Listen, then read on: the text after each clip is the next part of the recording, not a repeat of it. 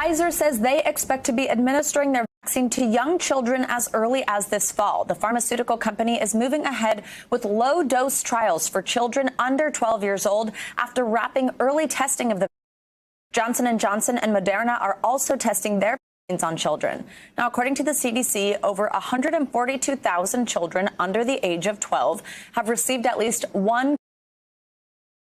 NBC News Now correspondent Maura Barrett joins us now from the Ochsner Medical Center in Jefferson, Louisiana, one of 98 facilities where Pfizer is running vaccine trials for children under the age of 12.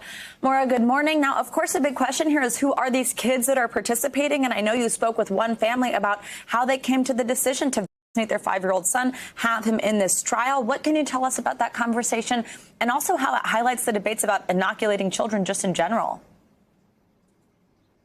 Well, Savannah, there's a lot of speculation and anxiety from parents about having their young children get the vaccines. Obviously, we've seen that young kids react differently to the virus itself, and so there's confusion about how they'll react to the vaccines.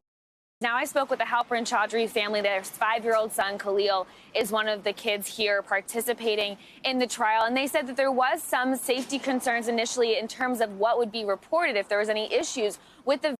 But once they found out that he was going to be able to be a part of this trial, they said they were all in because they know that getting the children across the country inoculated is really the way that we're going to handle this virus now that a lot of adults have been vaccinated. I want you to hear from some of their thought process as they chose to pull Khalil into the trial. I really see this on par with what we've done to care for our kids. This is part of the health care that we've provided. We followed the immunization schedule, and I really feel like the vaccine is just on par with that. Yeah, and we see already how safe and effective the vaccine is for adults.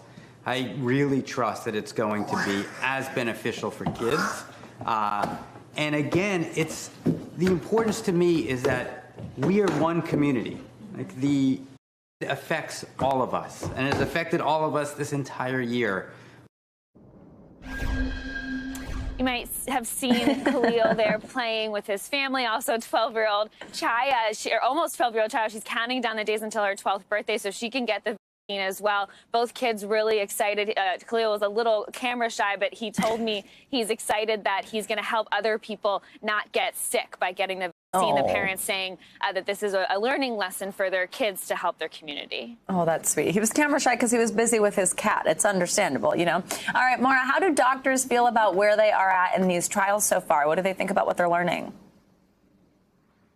So far, so good. And so the issue here is in last week's FDA Vaccine Advisory Committee meeting, some doctors were expressing concern that because children usually aren't symptomatic during the virus, that they might not know the exact efficacy during this trial. And so that's why they're taking a closer look with the section of 5 to 12-year-olds. And then Ochsner will start recruiting for the younger children as well for further trials.